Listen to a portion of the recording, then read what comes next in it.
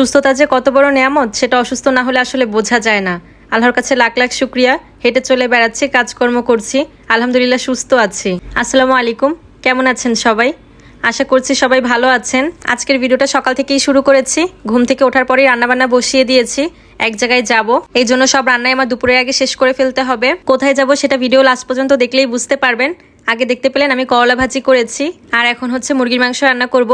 মুরগিগুলো আমি রাতেই মাইবিনের বাবাকে দিয়ে আনিয়ে রেখেছিলাম যাতে সকালবেলা উঠে রান্না করতে পারি, এই কারণে কিন্তু ডিপ ফ্রিজেও রাখিনি, নর্মালি রেখে দিয়েছিলাম। একটু তাড়াহুড়ো করেই রান্নাগুলো শেষ করতে হবে, এই কারণে ভাবলাম মাংসটা কষিয়ে প্রেসার কুকারে বসিয়ে দেই। মাংসটা একটু ঝোল ঝোল রাখবো, এই কারণে কয়েকটা আলু দিয়েছি। মাংসের কালারটা দেখেন কি সুন্দর লাল হয়েছে না? মোটামুটি ঝাল হয়েছিল আর কি। কয়েকটা দারুচিনি আর এলাচ দিয়ে চুলায় বসিয়ে দিব। আর এই ফাঁকে মাইবিনের বাবাও বাজার থেকে মাছ নিয়ে এসেছে।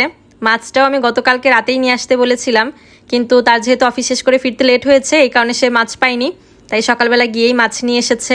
দুইটা আইটেম মোটামুটি রান্না করা শেষ, আরও দুইটা আইটেম রান্না করতে হবে। তো মাছটা ভাবে ভালো করে ধুয়ে নিয়েছে। আমরা আগে থেকেই জানতাম যে আজকে আমাদের একটু রান্নাবান্না আছে, এই কারণে আমরা গতকালকেই মশলাগুলো সব রেডি করে রেখেছিলাম।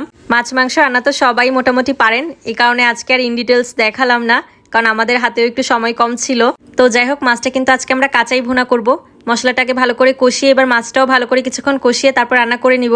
বাজার থেকে ফ্রেশ মাছ আনা হলে প্রথম 2-3 বার আমরা এভাবেই খাই, মশলা কষিয়ে, এরপরে ভেজে খাওয়া হয়।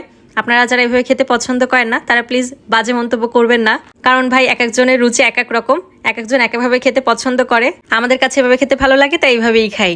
তো যাই হোক, কয়েকটা ডিম ভেজে নিচ্ছি, ডিমগুলো ভুনা করব। আসলে পুরো মাছটা রান্না করছিলাম তো এই কারণে বুঝতে পারিনি কড়াইটা আমাদের ছোট হয়ে গিয়েছে, যার কারণে পানি ফুটে চারিদিকে ছিটে পড়ছিল, এই কারণে চুলাটা একটু অপরিষ্কার দেখাচ্ছে। কিছু মনে করবে না, এটা কিন্তু রান্নার পরে ক্লিন করে ফেলা হবে। যেহেতু মুরগির মাংসটা ঝোল ঝোল রান্না করা হয়েছে আর মাছ ভুনাতেও যথেষ্ট ঝোল আছে, এই কারণে ডিম ভুনা একটু কম মশলা রেখেছি। তো যাই হোক, এখন হচ্ছে আমার সবকিছু গুছিয়ে নেওয়ার পালা। সকাল সকাল রান্নাবান্না শুরু করাতে বেশ ভালো হয়েছে, আমরা 9টার ভেতরেই সব রান্নাগুলো শেষ করে ফেলতে পেরেছি। আর এখন হচ্ছে সব গুছিয়ে প্যাক করে নিব। এবার বলি কোথায় যাব। আমার এক কাকাকে হসপিটালে দেখতে যাব, সে অসুস্থ হয়ে ভর্তি আছেন হসপিটালে। আজকাল কিছুই খেতে পারছেন না, তারপরেও ভাবলাম যে কিছু রান্না করে নিয়ে যাই, যদি কিছু খেতে পারেন। আসলে সুস্থ আছি তো এই কারণে বুঝতে পারি না, অসুস্থ হলে অনেক বেশি অসহায় লাগে। আমার যে কাকাকে আজকে দেখতে যাব, এই কাকা কিন্তু জীবনেই প্রথমবার ঢাকায় এসেছেন। কাকিও সেম, আগে পরে অনেকবার রিকোয়েস্ট করা হয়েছে তাদের ঢাকায় আসার জন্য, কিন্তু তারা কখনোই আসতে রাজি হননি। কিন্তু তারা কখনো কি ভেবেছিলেন যে তাদের এইভাবে ঢাকায় আসতে হবে? তারা এই সমস্যার ভেতরে না পড়লে হয়তো কোনোদিন ঢাকায়ও আসতেন না। আসলে কার কপালে যে কি লেখা আছে সেটা আল্লাহ ছাড়া কেউ ভালো বলতে পারে না। আমি যা যা রান্না করেছিলাম সবকিছুই ঠিকঠাক মতো গুছিয়ে নেওয়ার চেষ্টা করেছি। আসলে এটাই আমার জীবনে প্রথমবার যে আমি হসপিটালে খাবার নিয়ে যাচ্ছি, এই কারণে আমার আসলে অভিজ্ঞতা কম। কিন্তু আমার আম্মু প্রায় হচ্ছে কারো না কারোর জন্য হসপিটালে যখন খাবার নিয়ে যেত, তো সেই জিনিসটা আমার দেখা হয়েছে, এই কারণে একটু ধারণা আমার হয়েছে যে কিভাবে গুছিয়ে নিতে হয়। খাবার দাবারের সাথে আমি প্লেট, গ্লাস এগুলো গুছিয়ে নিয়েছিলাম, চামচও নিয়েছিলাম। আসলে অনেকের কাছে এটা হাস্যকর মনে হতে পারে যে এগুলো আবার বলার মতো কোনো বিষয় কিনা, কিন্তু আমি যেহেতু এটা প্রথমবার করলাম, এটা সম্পূর্ণ আমার কাছে একটা নতুন অভিজ্ঞতা। আর এখান থেকে আমি এটাই শিখলাম যে আমি আগে থেকে একটু দায়িত্ববান হওয়া শিখেছি। তো যাই হোক, আমার সবকিছু মোটামুটি গুছিয়ে নেওয়া শেষ। আমি এদিকে সবটা গুছিয়েছি বলে মাইবিনের বাবা আজকে মাইবিন মাহিরা দুইজনকেই গোসল করিয়ে দিয়েছে।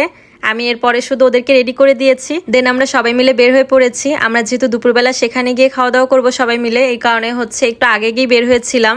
তো আজকে শুক্রবার থাকাতে আর দুপুরের দিকে হচ্ছে কোনো জ্যাম ছিল না, নামাজের টাইমটাই বের হয়েছিলাম, যেহেতু কোনো জ্যাম পাইনি, তাড়াতাড়ি চলে আসতে পেরেছি। তো আমার কাকার জন্য সবাই একটু দোয়া করবেন, আল্লাহ যেন তাড়াতাড়ি সুস্থ করে দেন তাকে। তারা তো বাড়িতে যাওয়ার জন্য একদম ছটফট করছে, যেন তাড়াতাড়ি সুস্থ হয়ে বাড়িতে ফিরে যেতে পারেন। কাকাটা হচ্ছে আমার ওই ভাইয়ের বাবা, যে ভাইটা হচ্ছে আমি গ্রামে গেলে আমাকে রান্না বান্নায় অনেক বেশি হেল্প করে, সেই ভাইটা। কাকাকে দেখে বাসায় ফেরার সময় ও আমাদের এগিয়ে দিতে এসেছিল, তো ওকে বাসায় নিয়ে এসেছিলাম, কিছুক্ষণ বসে ও আবার চলে গিয়েছিল। তো আজকে ভিডিওটা এখানেই শেষ করে দিচ্ছি। সবাই ভালো থাকবেন, আল্লাহ হাফেজ।